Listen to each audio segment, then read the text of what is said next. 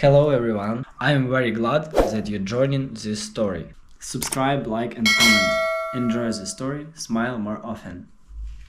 It started on a Thursday afternoon, that weird time of day when it's too late for coffee but too early for wine, and I was sitting cross-legged on my couch in sweatpants that had given up on elasticity months ago.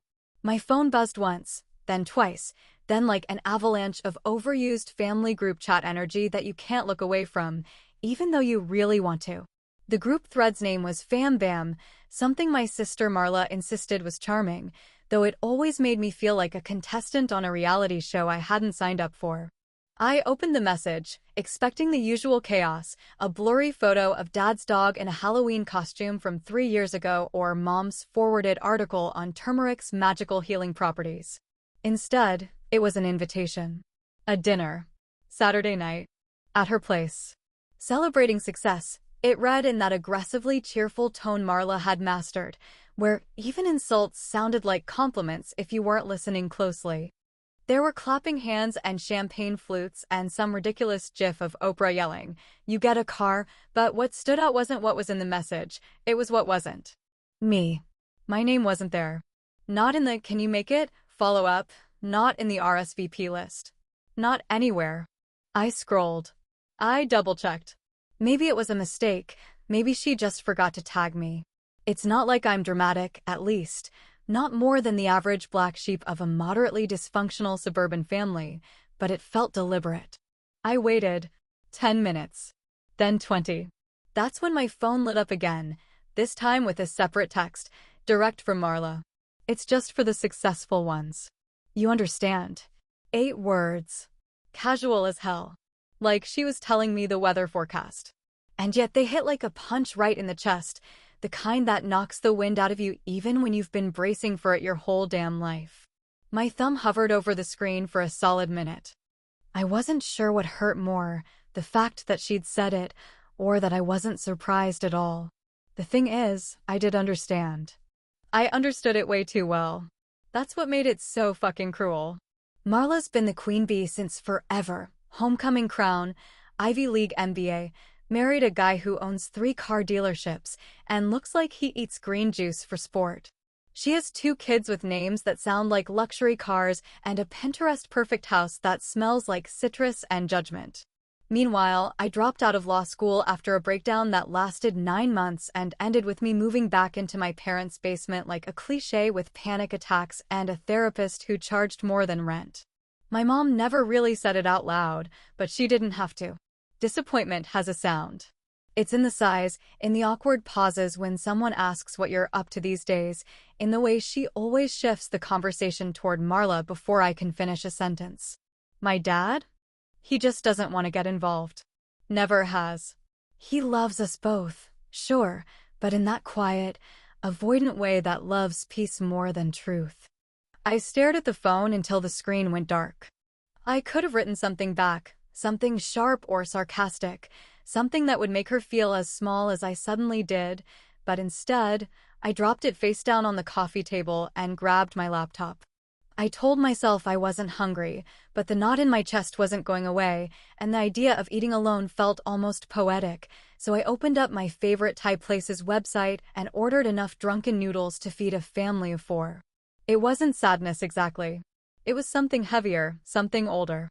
Like grief, but for a version of myself I was always told I could be, and never quite became. While I waited for the delivery guy to ring the bell, I opened an old photo album on my computer, the kind I hadn't looked at in years. There we were, younger and stupidly hopeful, me and Marla in matching dresses, me holding up a plastic trophy from a spelling bee I nearly fainted during, Dad in the background with that look of detached amusement he always wore at school events. My mom had written, "Our girls, so bright," in the caption. I snorted. Guess that brightness burned out on my end somewhere along the way. The food arrived. I ate on the couch, balancing the container on a pillow, flipping channels and pretending not to care. But the truth? I was unraveling, one chopstick bite at a time. Every flavor stung, not because it was spicy, but because it reminded me how invisible I'd become to the people who used to cheer at my every kindergarten drawing. I hadn't been at a family event in over a year. The last time I saw Marla, she spent half the evening talking about stocks and fertility treatments like both were exclusive clubs I didn't belong to. But here's the thing. What they didn't know, what no one knew, actually, was that while they were out there measuring success in dinner parties and gift registries, I had been quietly building something. Something real. Something massive.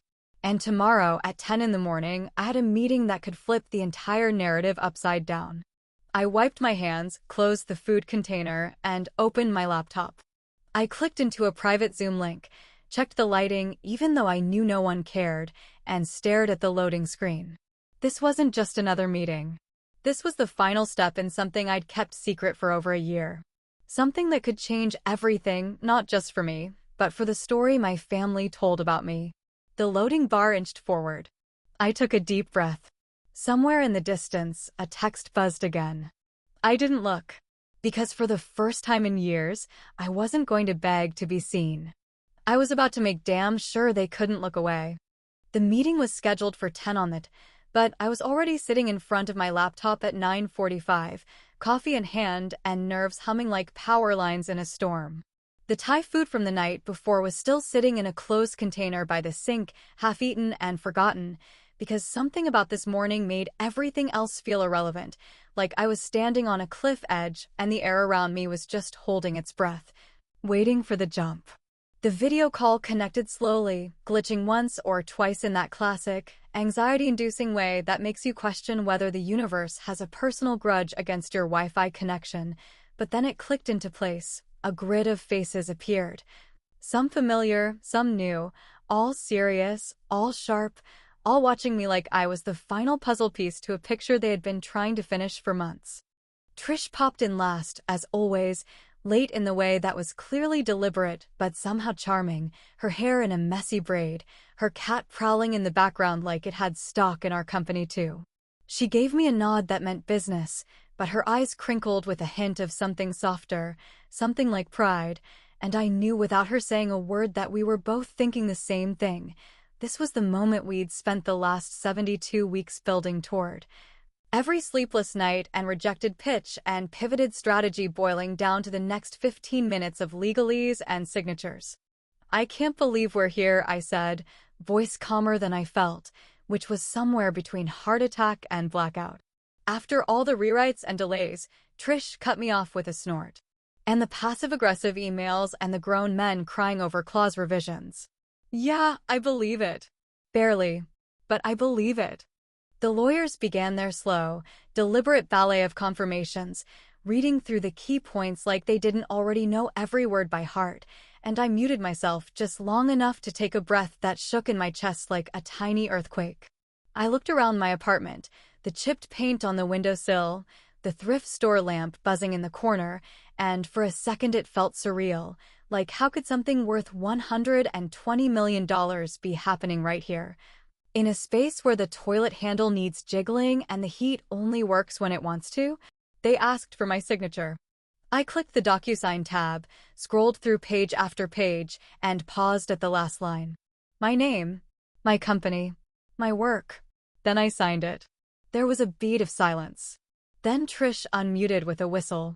That's it. It's done. We're officially licensed to one of the biggest data firms in the country. You just signed a deal worth $120 million, give or take. I blinked. That's real. Trish grinned, her teeth a flash of victory. Real as hell, baby. No more NDA. No more secrets. Press embargo lifts at midnight. You want the honors. I stared at the screen. I had thought this moment would feel like an explosion, like fireworks or a movie ending, but instead it felt quiet, heavy, sacred in a way I hadn't expected. Like I'd crossed a finish line I wasn't sure I'd ever reach, and suddenly the world was just sitting there, waiting for me to decide what came next. You think my family will finally give a shit? I asked, not really joking, not really serious either. It just slipped out before I could swallow it back. Trish leaned forward until her face took up most of the screen. I think they'll give a lot more than a shit when this story drops. They'll give apologies. They'll give fake smiles. Maybe even a casserole. I laughed, sharp and bitter. They'll probably text me some bullshit like, so proud. and pretend the last decade didn't happen. She shrugged. Then block them. Or charge them a consultation fee. We stayed on the call for a while after that, running through the post-announcement checklist, making sure our ducks were in a row before the inevitable media storm. I was trying to sound focused, trying to be that boss bitch who just landed a game-changing contract, but my mind was drifting to the text from Marla, her words still clinging to the inside of my skull like gum on a shoe. "It's just for the successful ones." That's what she said. Like she got to decide what success looked like she had some goddamn patent on worthiness. We launched 6 versions of the platform over the past 72 weeks, each one smarter, faster, more refined than the last, and if I'm doing the math right, that's about one every 12 weeks. Wait. No, hold on. That doesn't track. 72 weeks is more than a year, right? Like a lot more. Is that? No. Whatever. Doesn't matter. Point is, we didn't stop. We kept pushing when it got hard, when the funding almost fell through, when one of our devs ghosted us mid-sprint. And now? Now we were sitting on the other side, holding the damn trophy, even if no one was clapping yet. Trish checked her phone, then looked up with a glint in her eye. "You watching the news?" I frowned. Should I be? She smirked, the kind of expression that meant something big was coming. "Turn it on. Channel 7. Now." I reached for the remote, pulse starting to race again, not sure what I was expecting but already bracing for it. The screen flickered, then settled. The anchor's voice was smooth, rehearsed, just another night behind the desk, but then she said it. Tonight's top story, a quiet disruptor just shocked the tech world, and just like that, everything changed. I had barely finished wrapping a blanket around my shoulders when the news anchor's voice, calm and professional with just the right hint of drama, echoed across my living room, immediately forcing the air to shift. There was something strange about hearing your own name from someone who has no idea you once cried in a Dunkin' Donuts bathroom after failing a mock trial assignment. And yet, there it was, as clean and crisp as a headline in black ink. Cassie Dalton, co-founder of Submind, has just closed one of the largest private AI licensing deals in U.S. history, partnering with Strata Core Systems in a multi-year, $120 million agreement. It didn't even sound real, not in the way I had imagined it all these months while hoarding secrets and building slide decks in the dark. They rolled the footage next, a clip from the launch, my head slightly tilted, a rehearsed smile on my lips, hair pulled back like I knew what I was doing. It was a lie, of course. I hadn't known what I was doing. Not really. I had just learned to fake certainty long enough to get through the next meeting, the next email, the next hour without falling apart. But seeing it there, broadcast on national TV with fancy lower thirds and a glowing infographic about our revolutionary predictive compression model, made even the lies feel like proof. And the timing, God, the timing, was almost poetic in a way that felt both cosmic and cruel. Because right then, at the exact moment my name was spilling out of a news anchor's mouth, Marla was raising her glass in a toast to herself, in a country club dining room filled with the people who used to ask me if I was still figuring things out. A friend of a friend who had nothing better to do captured a photo of it, apparently Marla in her off-white silk blouse, arm extended, grinning like she owned the air around her. And behind her, blurry but unmistakable on the flat-screen TV mounted above the bar, was me. My face. My story. Her champagne hadn't even hit her lips yet when someone noticed. According to Twitter, which exploded with mentions before I even thought to check it, someone at that dinner recognized me from the broadcast and loudly asked, "Isn't that your sister?" right before Marla pretended to drop her napkin so she wouldn't have to answer. I don't know if that part's true, but it sounds like her.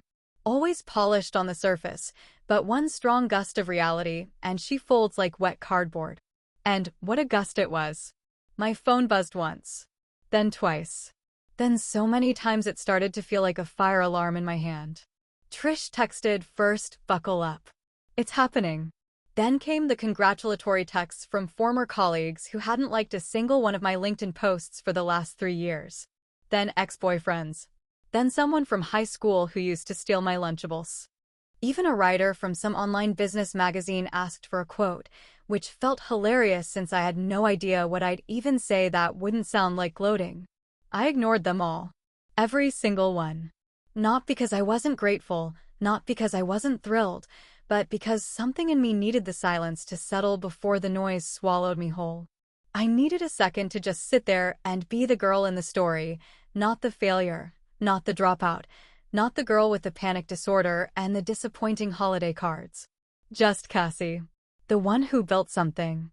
The segment went on for another 3 minutes. They showed a visual timeline of Submine's growth, how we bootstrapped, how we scaled, how we signed that initial pilot contract that kept us alive through the first lean quarter. The anchor called us a prime example of grassroots innovation meeting corporate demand. I called it barely surviving off canned soup and blind faith, but sure, their version sounded prettier. As the news faded into a fluff piece about a turtle that could skateboard, I sat in the stillness, letting the weight of everything I had carried for over a year finally loosen its grip on my spine. There was no applause. No one popped champagne. But I smiled anyway, and it wasn't small. At 1:17 a.m., my phone buzzed again. Not a notification, not a promo, but a message from a name I hadn't seen light up my screen in months. "Hey honey, saw you on TV. Let's talk tomorrow." Mom.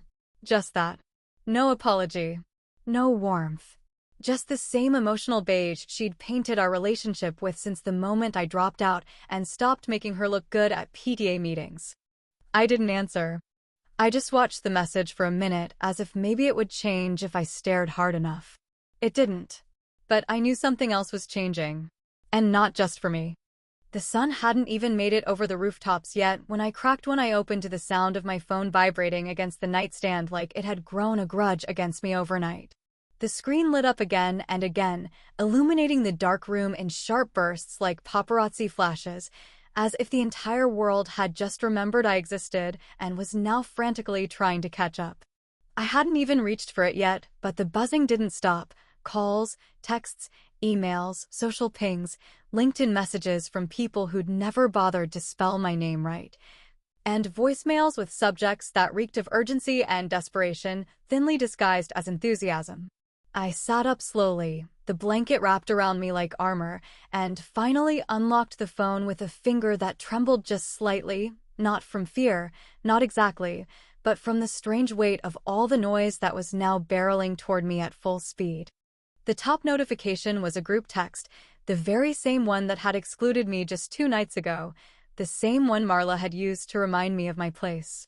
It was alive again now, filled with messages that reeked of champagne regret and secondhand embarrassment. Mom had written, "We just saw everything. You should have told us, sweetie. We would have celebrated. So proud of you." She even added 3 exclamation points, as if enthusiasm could erase decades of eye rolls and backhanded compliments.